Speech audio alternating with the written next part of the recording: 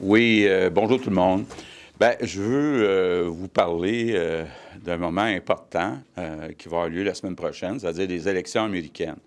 C'est inquiétant pour toute l'économie canadienne.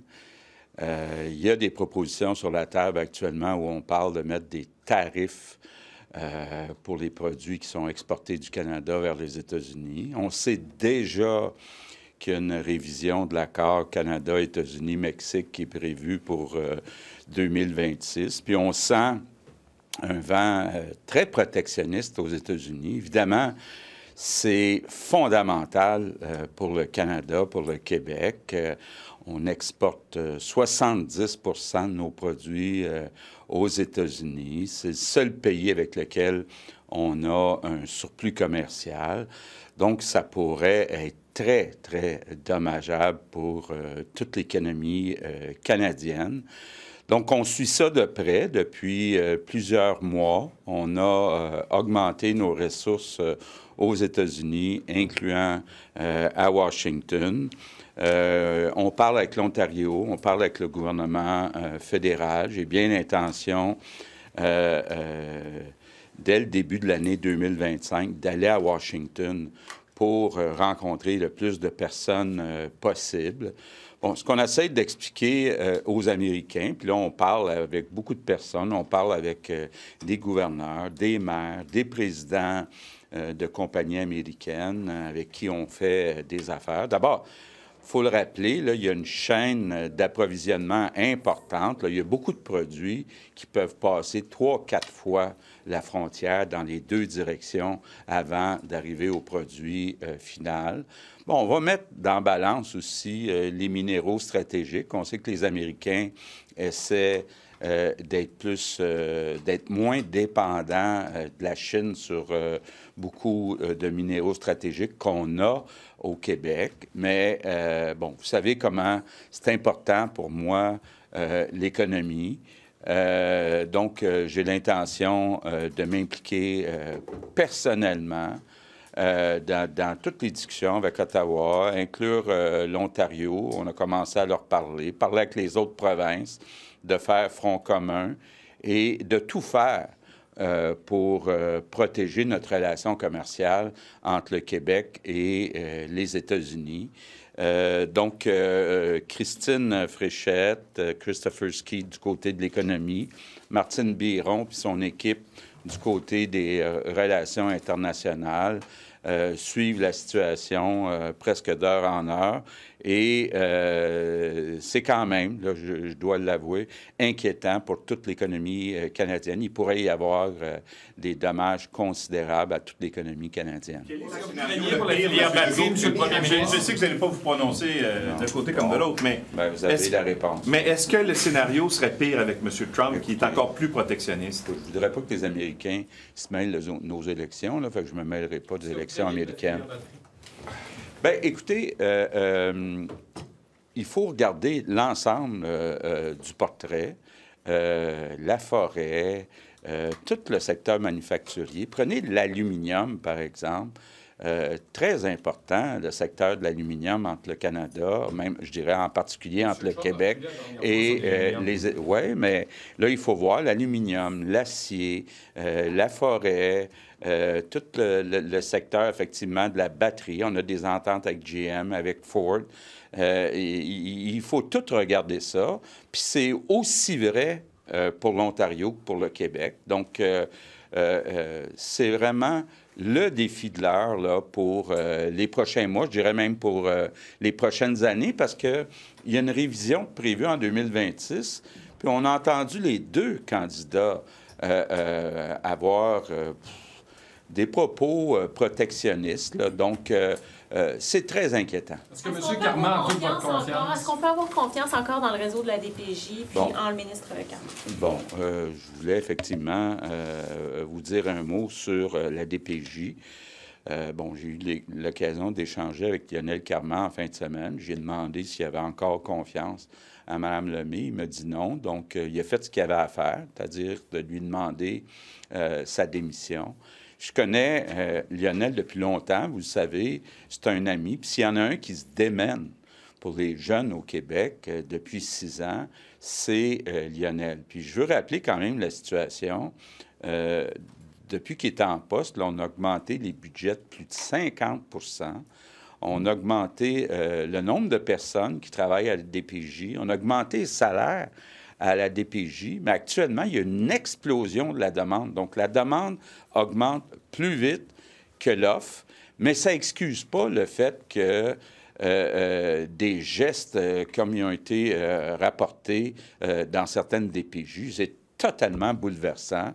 Donc, oui, j'ai totalement confiance à Lionel Carman et on va continuer d'avancer dans le dossier puis de s'assurer qu'on prenne bien le contrôle de chaque DPJ au Québec. Est-ce que la réforme de M. Il est où le problème de la Carman... DPJ, selon vous, si c'est pas une question d'argent, puis du ministre? Le ministre a fait un bon travail dans les circonstances. Il est où? Bien, quand je dis que c'est pas un problème d'argent, on a augmenté le budget de 50 %. Honnêtement, il faudrait l'augmenter encore plus. Il faut trouver des ressources, il faut trouver des personnes pour combler les postes. Donc, la demande augmente plus vite que l'offre. Pourtant, on a fait beaucoup augmenter l'offre. Mais ça n'excuse pas les dirigeants. Les dirigeants de chaque DPJ doivent s'assurer d'un minimum. C'est vous qui avez nommé Mme Lemay là, alors c'est pas votre erreur à ce moment-là? Bien, écoutez, quand on nomme quelqu'un, on essaie de l'évaluer le mieux possible. Mme Lemay termine son contrat à la mi-novembre cette année, puis on n'a pas l'intention de le renouveler. Est-ce que la réforme de M. Carman va suffisamment vite? Vous avez déjà dit que vous êtes impatient sur certains dossiers, M. Legault. Est-ce que la réforme de M. Carman dans la DPJ va assez vite à votre goût? Bien, il y a deux choses. Il y a effectivement un changement de culture. On a changé la loi. Mais il y a aussi une question de volume. C'est qu'actuellement, on a beau augmenter l'offre, il y a une explosion de la demande pour toutes sortes de raisons. Hein. Il y a eu la COVID, il y a les demandeurs d'asile, il y a des problèmes de drogue importants chez les jeunes. Donc, il y a un ensemble de raisons qui font que, c'est pas seulement au Québec, là, il y a une explosion de la demande. Pour respect, ça n'a rien à voir avec les abus là, des intervenants qui font des agressions sexuelles sur des jeunes. Ben, c'est pas une question de volume, c'est une question de personnes, de personnel. Là, ouais. De gens qui sont embauchés? Bien, tu sais, c'est certain là, que ça nous prendrait plus d'inspecteurs, plus de... Et au niveau national et dans chaque DPJ, mais à un moment donné, quand ces personnes-là sont occupées à donner des services à chaque jeune, bien, ils ont moins de temps peut-être pour faire de la supervision. Là. Puis on a de la difficulté à combler les postes. Là. D'inspecteurs, qu'il faudrait augmenter encore plus les budgets. Allez-vous le faire? Bien, écoutez, actuellement, déjà, il y a des postes qui ne sont pas comblés. Là. Donc, le défi aussi, c'est de former les gens, les attirer. Comme je vous disais, on a augmenté les salaires, mais on a de la difficulté à recruter les personnes qualifiées qu'on a besoin. Allez-vous augmenter le budget? Il n'y a pas de solution, M. Legault. Bien, il y a une solution, mais c'est plus à moyen terme, le temps qu'on forme le personnel, qu'on ajoute ce personnel-là pour faire encore plus de rattrapage. Mais écoutez, c'est quand même pas rien quand on dit qu'on a augmenté le budget de plus de 50 %. Là, c'est pas parce qu'on néglige le dossier. Comment ça vous fait sentir de voir qu'il y a des intervenants qui commettent des inconduites dans un centre jeunesse qui peuvent être engagés, c'est-à-dire dans un autre centre jeunesse? Comment ça vous fait sentir? Bien, ça n'a pas de bon sens. Ça n'a pas de bon sens. Ce qu'on me dit, c'est que là, on est en train de mettre en place Santé Québec. Dans Santé Québec, il va y avoir un partage de données, donc ça ne sera plus possible. Le projet TGV, est-ce que c'est quelque chose qui vous emballe ou vous y croyez pas? Pardon? Le TGV que le fédéral devrait annoncer, oui. Est-ce que ça vous emballe ou vous ne croyez pas? Moi, ça m'emballe. C'est une excellente nouvelle pour les gens de Québec, pour les gens de Trois-Rivières, pour les gens de Montréal. Excellente nouvelle, le TGV. On va pouvoir voyager rapidement entre Québec et Toronto. Après le troisième lien? Bon, je vais laisser faire les farces de M. Robitaille. Dans ce projet-là, par exemple. Est-ce que le gouvernement du Québec pourrait mettre de l'argent dans le TGV? Ah, bien, pour l'instant, là, c'est le fédéral qui doit mettre l'argent. Vous avez inquiété souvent, M. Legault, de la crise migratoire. En anglais, s'il vous plaît. You said you wrote on Facebook on Friday that you were open to a debate on public funding of private religious schools. What are your expectations on this debate with the opposition parties? Je vais d'abord le dire en français, là. J'en reviens pas comment le PQ a détourné le débat, a mélangé un débat sur l'islamisme dans des écoles avec le débat sur les écoles de tradition catholique. Ça n'a pas de bon sens de mettre les deux dans le même panier. So, for me, there's no question about stopping financing of private schools that respect the program. I've seen that depending of the future leader they'll have at the Parti libéral du Québec, I think that what Mrs. Ritsky tried hit her in the face right away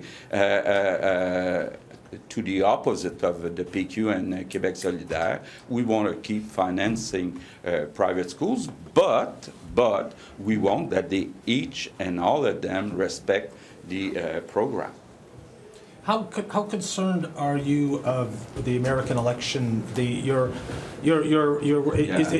it just trade, or what about the change of philosophy that we could see in the United States?